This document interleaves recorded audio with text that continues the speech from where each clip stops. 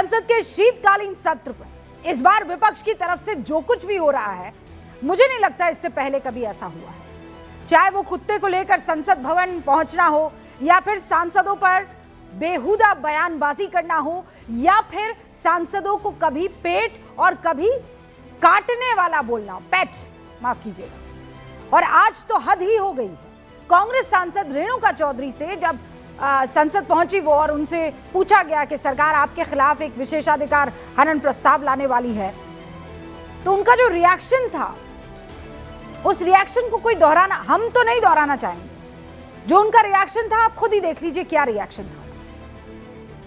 खिलाफ संसद में प्रिविलेज मोशन लाने की तैयारी कर रही है बीजेपी, क्या कहेंगी आप? क्या और क्या बोले मैम, आपके खिलाफ संसद में प्रिविलेज मोशन लाने की तैयारी कर रही है बीजेपी, क्या कहेंगी आप? क्या और क्या बोले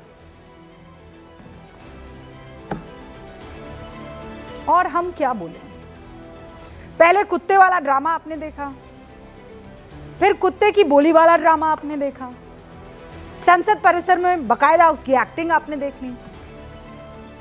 और हैरानी की बात यह है कि इनके बचाव में भी बहुत सारे लोग आपको दिख जाएंगे। अभी खटाखट एकदम, जिसे कहते हैं कीबोर्ड वॉरियर्स, आ चुके हैं मैदान में।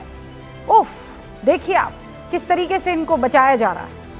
एक तरफ संसद परिसर में विपक्षी सांसद जो कर रहे हैं वो बीते 3 दिनों से आपके सामने है, लेकिन अब जो सामने आया है वो कांग्रेस की हार की हताशा या फिर कांग्रेस थिंक टैंक की तरफ से बनाई गई कोई रणनीति का हिस्सा है क्या? क्योंकि एक बार फिर कांग्रेस ने सनातन पर निशाना साधा है। रेवंत रेड्डी को आप जानते हैं ना, तेलंगाना के मुख्यमंत्री हैं, लेकिन सनातन पर उनके विचार कोई उससे सहमत नहीं हो सकता। ये वही है जो मंदिर भी जाते हैं हिंदू देवी देवताओं पर, लेकिन टिप्पणी करने से बाज नहीं आते हैं, और ऐसी टिप्पणी जिसे हम तो नहीं कह सकते। रेवंत रेड्डी ने हिंदू धर्म में कई भगवान होने की बात का मजाक उड़ाया, और मैं आपको शब्दशः बताती हूं। वो कहते हैं कि हिंदू कितने सारे भगवान में विश्वास करते हैं, करीब 3 करोड़, जबकि वो कोटि है। आखिर इतने सारे भगवान क्यों? और फिर आगे कहते हैं इनके यहां तो अविवाहित लोगों का भी एक भगवान है, जिन लोगों ने 2 बार विवाह किया उनके लिए एक और भगवान है, जो शराब पीते हैं उनके लिए एक अलग भगवान है। यहीं पर नहीं रुके साहब, उन्होंने कहा कि मुर्गियों की बलि चढ़ाने के लिए दूसरा भगवान, दाल चावल के लिए दूसरा भगवान, हर ग्रुप का अपना एक अलग भगवान है। रेवंत रेड्डी के इस बयान के बाद बीजेपी हमलावर है। साफ कर दिया बीजेपी ने कि हिंदू धर्म के देवी देवताओं को गाली देंगे तो ये बर्दाश्त करने के योग्य नहीं है। सुनिए आप आज प्रेस कॉन्फ्रेंस की सुधांशु त्रिवेदी। जिस प्रकार से हिंदू देवी देवताओं के बारे में अपमानजनक, अवांछनीय कमेंट किए हैं, उसे किसी भी कीमत पर बर्दाश्त नहीं किया जा सकता। और एक तरफ ये वही मुख्यमंत्री हैं जिन्होंने अभी जुबली हिल के चुनाव में ओपनली बोला था कांग्रेस मतलब मुसलमान, मुसलमान मतलब कांग्रेस। आपको पूरा तहे दिल से मुस्लिम समाज के साथ जाइए, कोई समस्या नहीं है। आप हम सफर, हम प्याला, हम निवाला, हम राज हो जाइए, हमें कोई समस्या नहीं है। मगर हिंदू धर्म के देवी देवताओं को गाली देंगे तो यह बर्दाश्त करने योग्य नहीं। ये पहला मौका तो नहीं है जब कांग्रेस या उसके सहयोगी दल ने हिंदू देवी देवताओं पर इस तरह की अभद्र टिप्पणी की हो। कांग्रेस में ऐसे नेताओं की फौज है।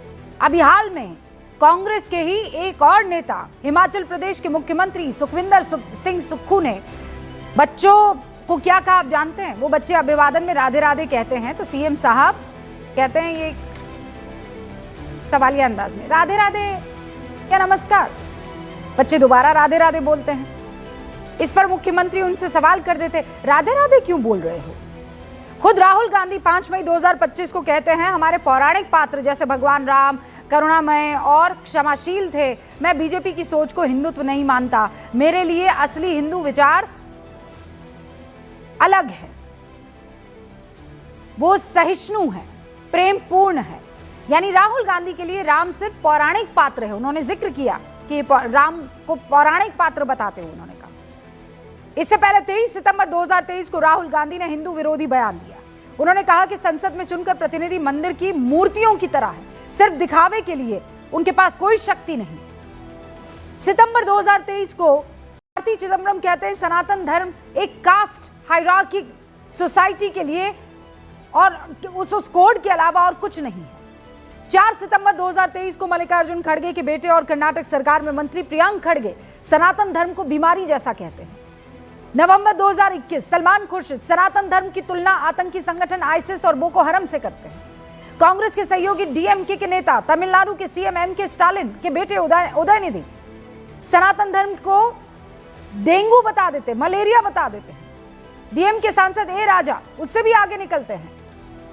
7 सितंबर 2023 याद कीजिए, ए राजा सनातन की तुलना एचआईवी से करते हैं। और ये तो सिर्फ उदाहरण भर है जो हमको याद है। अगर कांग्रेस और उसके सहयोगी दलों के सनातन विरोधी बयान बताने के लिए बैठ जाऊं तो गिनते गिनते घंटों बीत जाएंगे। यहां एक चीज पर आपको ध्यान देने की जरूरत है, चाहे वो रेवंत रेड्डी हो, राहुल गांधी हो, कार्ति चिदम्बरम हो, प्रियांक खड़गे हो, डीएमके के उदयनिधि हो या फिर ए राजा हो, मुझे कभी याद नहीं आता कि इन्होंने एक शब्द सनातन धर्म के इतर किसी और दूसरे धर्म के बारे में नेगेटिवली बोला। अनाप शनाप बयानबाजी आप छोड़ दीजिए, किसी भी धर्म पर अनर्गल बयानबाजी के मैं सख्त खिलाफ हूं। ये आप सामने टेबल देख रहे हैं, धर्म पर विवादित बयान, अब उस टेबल को देख लीजिए। प्रियांक खड़गे हिंदुओं के खिलाफ हाथ दिया, इस्लाम के खिलाफ बोले नहीं है, सिख के खिलाफ नहीं, ईसाई के खिलाफ नहीं। उदयनिधि नीचे आ जाइए, देख लीजिए टिक आपको सामने दिखाई दे रहे हैं। मैं कह रही हूं ये सारे टिक होने चाहिए, रॉन्ग है कि किसी के खिलाफ नहीं दिया। क्या समझ रखा है इन सारे नेताओं ने? सवाल यही है कि बार बार ये टिप्पणियां सनातन पर ही क्यों होती है। एंड प्लीज डू नॉट से कि ये हिंदू मुसलमान हो रहा है, ना, कतई नहीं। ये टेबल आपके सामने है।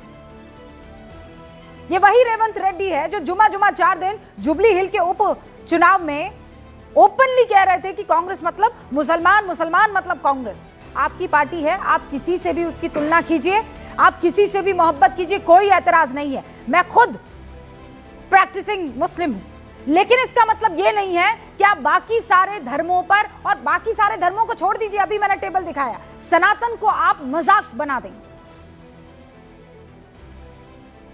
एक धर्म से बेइंतहा प्यार करेंगे और दूसरे धर्म की बस मजाक और धज्जियां उड़ाते रहेंगे। इतनी नफरत क्यों? सवाल बस इतना सा है कि क्या सियासत में या सियासी विरोध में सनातन विरोध जरूरी है?